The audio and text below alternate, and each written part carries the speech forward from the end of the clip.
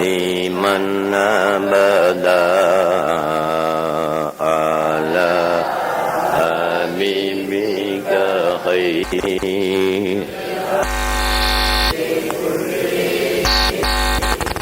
الحمد لله رب العالمين، والصلاة والسلام على سيدنا محمد أشرف المرسلين وعلى آله وأصحابه وأزواجه وأهل بيته أجمعين. أما بعد. அன்புக்குரிய சகோதரர்களே, அல்லாஹ்வின் நல்லடியார்களே, ஞான வழி தோழர்களே, ஒரு மனிதன் எல்லாம் அல்லாஹ் என்று ஏற்றுக்கொள்ளவில்லையானால், எல்லாம் அவன் என்று அவன் நம்பவில்லையானால், அவன் விசுவாசி அல்ல, அவன் முஃமின் அல்ல. அது மட்டுமல்ல, ஒருவன் ஒரு நாளைக்கு 17 தரம் எல்லாம் அவனே, எல்லாம் அல்லாஹ் என்று சொல்லவில்லையானால் அவனுடைய தொழுகையும் நிறைவேறாது. நபியுல்லாஹி ஸல்லல்லாஹு அலைஹி வஸல்லம் சொன்னார்கள், லா ஸலாத்த லிமன் லம் யக்ரா பிஃபாத்திஹத்தில் கிதாப். எவன் ஃபாத்திஹா சூரத்தை, அல்ஹம்து சூரத்தை ஓதவில்லையோ அவனுக்கு சொன்னார்கள். எவன் அல்ஹம்து சூரத்தை ஓதவில்லையோ அவனுக்கு தொழுகை இல்லை என்று நபியுல்லாஹி ஸல்லல்லாஹு அலைஹி வஸல்லம் சொன்னார்கள். அல்ஹம்து சூரத்தை ஓதாவிட்டால் தொழுகை நிறைவேறாது. ஒரு நாளைக்கு 17 தரம் எல்லாம் அவனே, எல்லாம் அல்லாஹ்தான் என்று ஒருவன் சொல்லவில்லையானால் அவனுடைய தொழுகையும் நிறைவேறாது. ஏன்? அதற்கு காரணம் என்ன? சூரத்துல் ஃபாத்திஹாவின் முதலாவது வசனம், பிஸ்மில்லாஹிர் ரஹ்மானிர் ரஹீம், அல்ஹம்துலில்லாஹி ரப்பில் ஆலமீன். எல்லா புகழும் ரப்புல் ஆலமீன் ஆகிய அல்லாஹ்வுக்காயிருக்கும் என்பது இதனுடைய கருத்து. எல்லா புகழும் என்ற கருத்தை தரக்கூடிய சொல் அல். அல்ஹம்து என்று வரக்கூடிய அந்த சொல்லில் அல் என்று வருகிறதே, அந்த அல் தான் எல்லாம் என்ற கருத்தை எங்களுக்கு தருகிறது. எல்லா புகழும் அல்லாஹ்வுக்கு என்று சொன்னவன் தான் தௌஹீத்வாதி, அவன்தான் விஸ்வாசி. அவ்வாறு சொன்னவனின் தொழுகைதான் நிறைவேறும், சொல்லாதவனுடைய தொழுகை நிறைவேறாது. அல்ஹம்து ஓதாவிட்டால் தொழுகை நிறைவேறாது. அல்ஹம்துலில்லாஹ் என்று சொல்லுகின்ற ஒரு மனிதன் எல்லாம் அவனே என்று சொல்லுகிறான், எல்லாம் அல்லாஹ்தான் என்று அவன் சொல்லுகிறான். ஆனால் இந்த தத்துவத்தை மறுத்துக் கொண்டிருக்கக்கூடியவன் கூட அல்ஹம்துலில்லாஹ் என்று ஓதித்தான் ஆக வேண்டும். எல்லாம் அல்லாஹ் என்று சொல்லுகின்ற இந்த ஞான தத்துவத்தை ஏற்றுக்கொள்ளாதவன் கூட அல்ஹம்துலில்லாஹ் ஓதித்தான் ஆக வேண்டும். அப்படியானால் அவன் சொல்லாமலேயே எல்லாம் அல்லாஹ் என்று சொல்லுகிறான். வெளிரங்கத்திலே மறுக்கிறான், வெளிரங்கத்திலே எதிர்க்கிறான். ஆனால் அவனுக்கு புரியாமலேயே, அவனுக்கு தெரியாமலேயே எல்லாம் அல்லாஹ், எல்லாம் அவன் என்று அவன் சொல்லுகிறான். அது எப்படி என்று நீங்கள் கேட்க விரும்புகிறீர்களா? அல்ஹம்துலில்லாஹ், எல்லா புகழும் அல்லாஹ்வுக்காயிருக்கும். எல்லா புகழும் என்றால் என்னென்ன புகழ்? புகழுடைய வகைகள் உங்களுக்கு தெரியுமா? புகழில் எத்தனை வகை உண்டு என்பது உங்களுக்கு புரியுமா? இந்த வகை புகழெல்லாம் அல்லாஹ்வுக்கா இருக்கும் என்று சொல்கிறோம். தொழுகையிலே சொன்னாலும் அதுதான் அர்த்தம். சாப்பிட்ட பிறகு உப்பை தொட்டு வாயில வச்சுக்கிட்டு அல்ஹம்துலில்லாஹ் என்று சொன்னாலும் அதுதான் அர்த்தம். ஒருவர் உதவி செய்து விட்டார் என்று சொல்லும் போது அல்ஹம்துலில்லாஹ் என்று சொன்னாலும் அதுதான் அர்த்தம். எப்போது எவன் அல்ஹம்துலில்லாஹ் என்று சொன்னாலும் அவன் எல்லாம் அல்லாஹ் என்பதை மனதார ஏற்றுக்கொள்கிறான். வாயால் சொல்லுவதற்குத்தான் பயப்படுறான். எல்லாம் அல்லாஹ், எல்லாம் அவன் என்று சொல்ல பயப்படுறான். இப்படியானவனிடத்தில் கேட்க வேணும், நீ அல்ஹம்துலில்லாஹ் என்று சொல்கிறாயா இல்லையா? அல்ஹம்துலில்லாஹ் என்று நீ சொல்லும் போதே எல்லாம் அவன் என்பதை நீ ஏற்றுக்கொள்கிறாய். அதற்காகத்தான் இந்த விளக்கத்தை நான் சொல்ல வந்தேன். புகழில் 4 வகையான புகழ் நீங்கள் தெரிந்து கொள்ள வேண்டும். ஒன்று, அல்லாஹ் சுப்ஹானஹு வ தஆலா தன்னை புகழ்வான். அல்லாஹ் அல்லாஹ்வையே புகழ்வான். எங்க புகழ்ந்திருக்கிறான்? அல்ஹம்துலில்லாஹி ரப்பில் ஆலமீன். அவன் தானே சொல்றான், வேற யாரும் சொன்னதா? அவன் அவனை புகழ்கிறான். சுப்ஹானல்லதி அஸ்ரா பிஅப்திஹி லைலம் மினல் மஸ்ஜிதில் ஹராமி இலல் மஸ்ஜிதில் அக்ஸா என்ற வசனத்திலே அல்லாஹ் சுப்ஹானஹு வ தஆலா தன்னை புகழ்கிறான். அவன் அவனை புகழ்கிறான். அல்லாஹ் தஆலா அவனை அவன் புகழும் போது அந்த புகழ் யாருக்கு? அவனுக்கா நமக்கா? அவனுக்கு தானே. அது உங்களுக்கு நல்லா விளங்கும். விரிவாக அதை விளக்க வேண்டிய அவசியம் இல்லை. அல்லாஹ் சுப்ஹானஹு வ தஆலா தன்னை தான் புகழும் போது அந்த புகழ் யாருக்கு போய் சேரும்? அவனுக்கு தான் போய் சேரும். அதுல எந்த விதமான சந்தேகமும் கிடையாது, ஆட்சேபனையும் இல்லை. அது ஒரு வகை. அல்லாஹ் அல்லாஹ்வை புகழ்தல் ஒரு வகை. அந்த புகழ் அவனுக்குரியதுதான். சரி, நாங்கள் மனிதர்கள் அல்லாஹ்வை புகழ்கிறோம். நாங்கள் சொல்கிறோம் அல்ஹம்துலில்லாஹ், அல்லாஹ்வுக்கே எல்லா புகழும் என்று சொல்கிறோம். மனிதர்கள் அல்லாஹ்வை புகழும் போது அந்த புகழ் மனிதர்களுக்கா அல்லாஹ்வுக்கா? யாருக்கு? அல்லாஹ்வுக்கு. அல்லாஹ் அல்லாஹ்வை புகழும் போதும் அந்த புகழ் அவனுக்குத்தான். மனிதர்களாகிய நாங்கள் அல்லாஹ்வை புகழும் போது அந்த புகழ் அவனுக்குத்தான். இதில் யாருக்காவது சந்தேகம் இருக்கிறதா? ஆட்சேபனை இருக்கிறதா? ஆட்சேபனைக்கு இடமில்லை, சந்தேகத்துக்கு இடமில்லை. இது 2. இன்னும் 2 சொல்ல போகிறேன். இங்கேதான் ஆட்சேபனை, இங்கேதான் சந்தேகம். அது என்ன? அல்லாஹ் சுப்ஹானஹு வ தஆலா மனிதனை புகழ்கிறான். முஹம்மதுர் ரசூலுல்லாஹ் வல்லதீன மஅஹு அஷித்தாஉ அலல் குஃபாரி ரஹமாஉ பைனஹும். முஹம்மதுன் ரசூலுல்லாஹ், முஹம்மது ஸல்லல்லாஹு அலைஹி வஸல்லம் அல்லாஹ்வுடைய ரசூல். வல்லதீன மஅஹு அஷித்தாஉ அலல் குஃபார், அந்த முஹம்மதுடன் இருக்கின்ற சஹாபாக்கள் காபிரீன்கள் மீது கடுமையானவர்கள் என்று இந்த வசனத்தின் மூலம் அல்லாஹ் சுப்ஹானஹு வ தஆலா ரசூலுல்லாஹ்வையும் சஹாபாக்களையும் புகழ்கிறான்.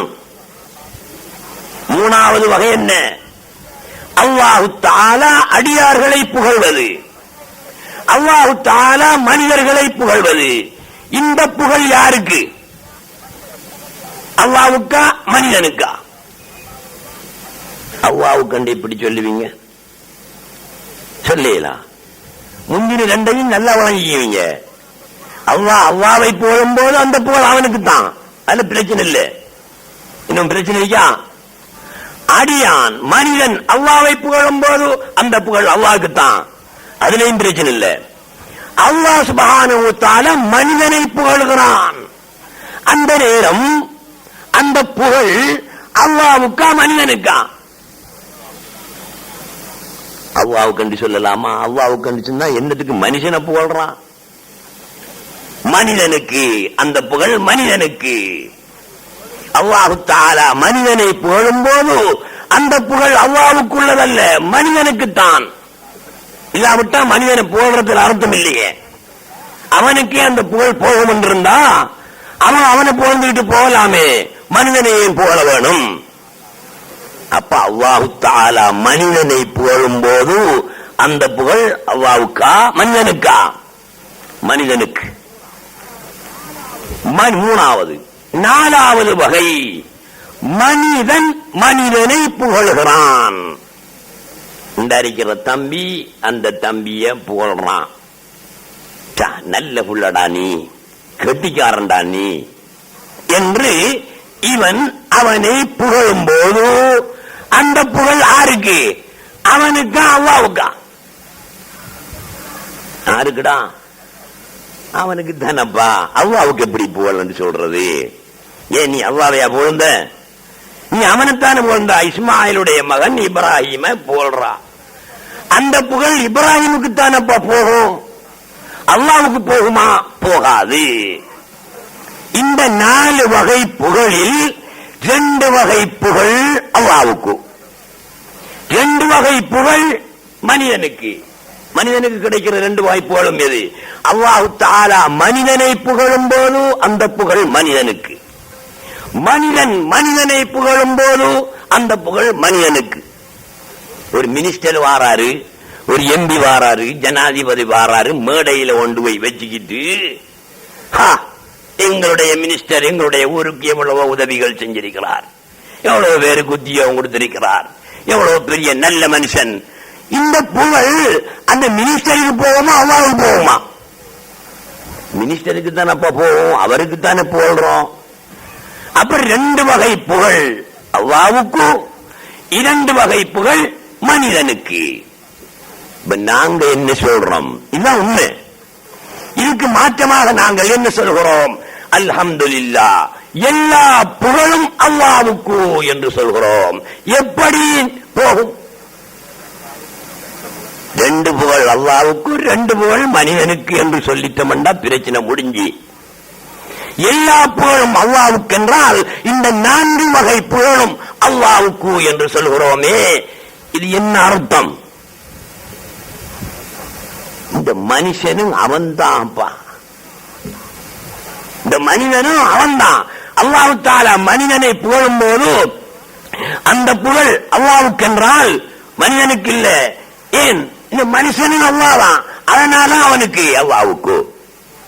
மனிதன் மனிதனை புகழும் போது அந்த புகழ் மனிதனுக்கு இல்ல, அல்லாஹ்வுக்குத்தான் என்றால் அவனும் அல்லாஹ்தான்.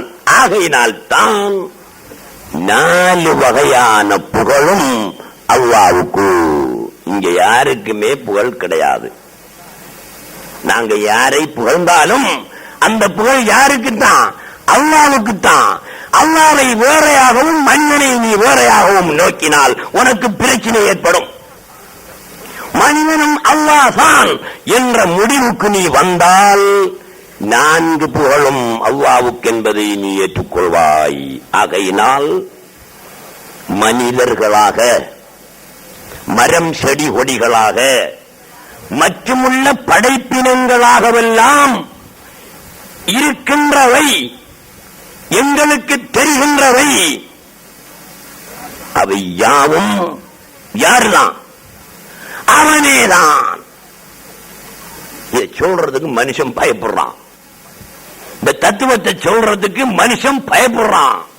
உலமாக்கள் பயப்படுகிறார்கள். ஏன் பயப்படணும்? அல்லாஹ் தஆலா திருக்குர்ஆனிலே சொல்லிவிட்டான்.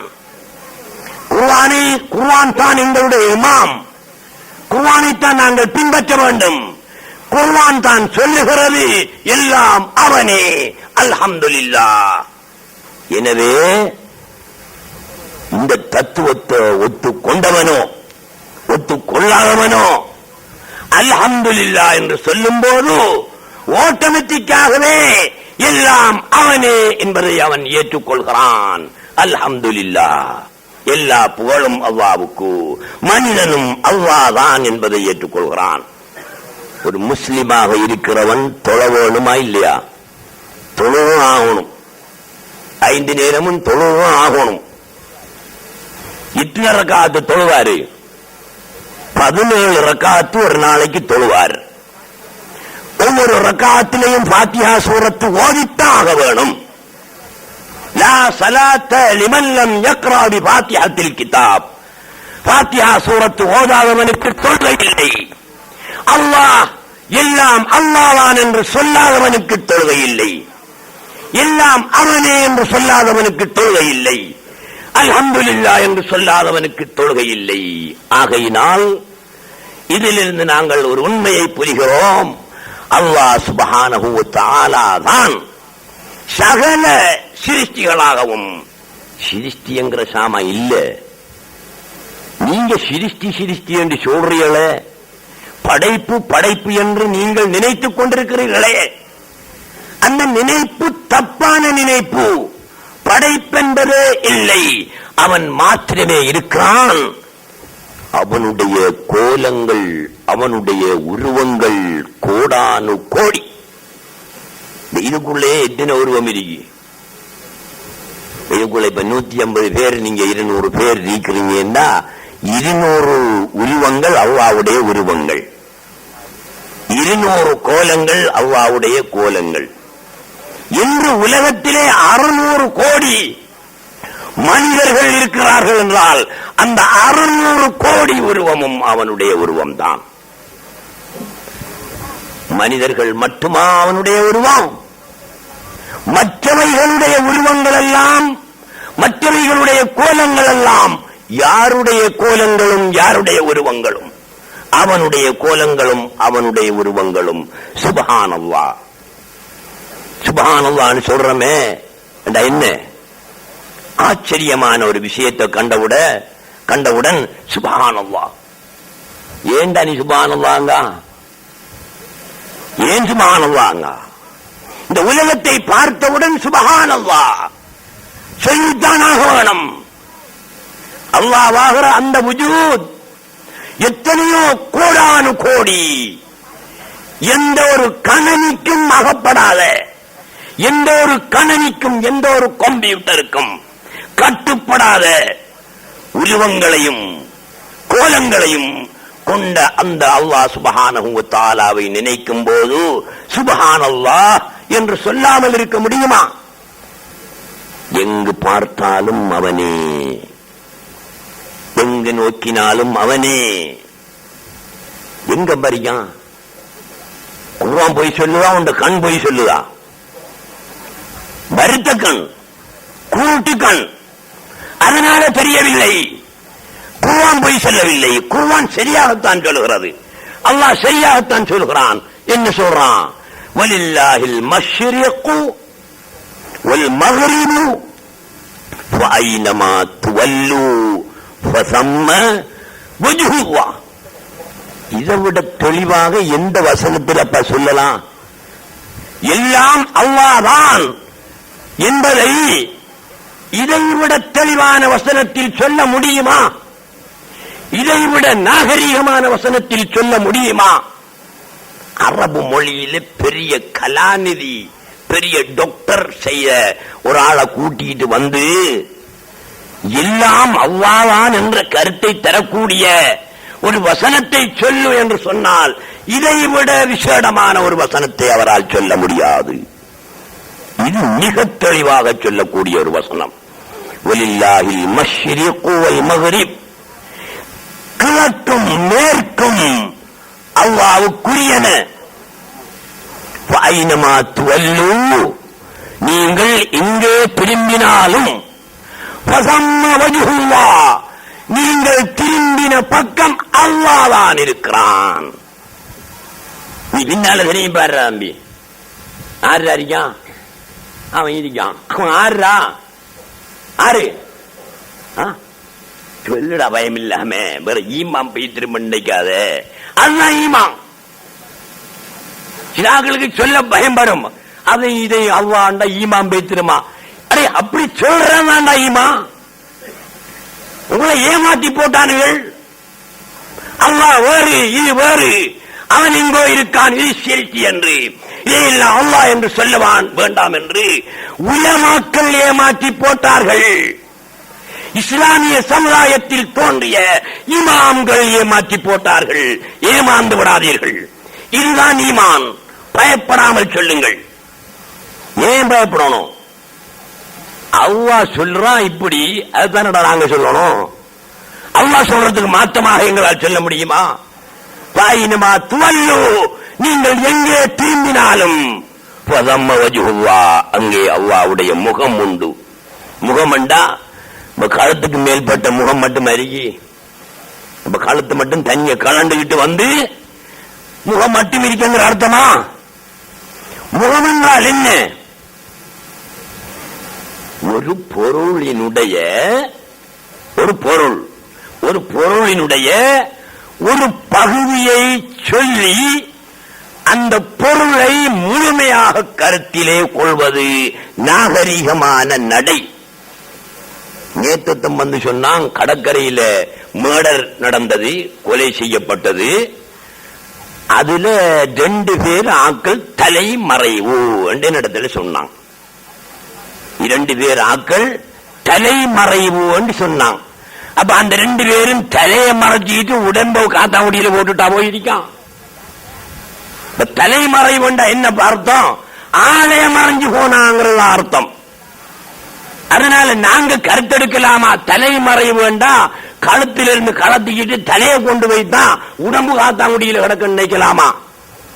அப்போ ஒரு பொருளின் ஒரு பகுதியை சொல்லி அந்த பொருளை மொத்தமாக கருத்திலே கொள்வது நாகரீகமான நடை.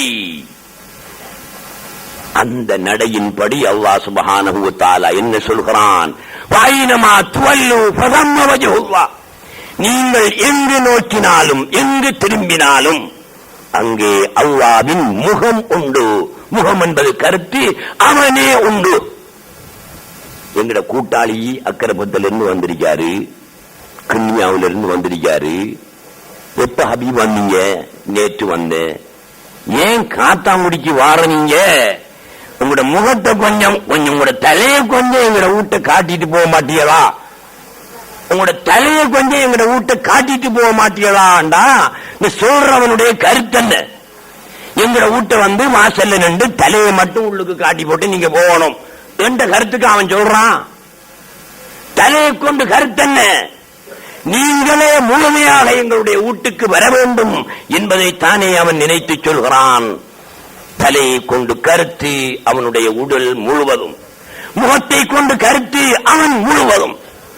ஆகவே பாயினமா துவல்லு ஃபதம்ம வஜ்ஹுல்லாஹ், நீங்கள் எங்கு நோக்கினாலும் அங்கே அல்லாஹ்வின் முகம் உண்டு என்றால் அல்லாஹ் தான் இருக்கான். நான் இந்த சுவர் பக்கம் திரும்பி பார்த்தனண்டா என்ன நம்பி இருக்கி? அல்லாஹ் வரிக்கான் சுவரி. அப்ப என்னடா அது? அது அவன் தான்.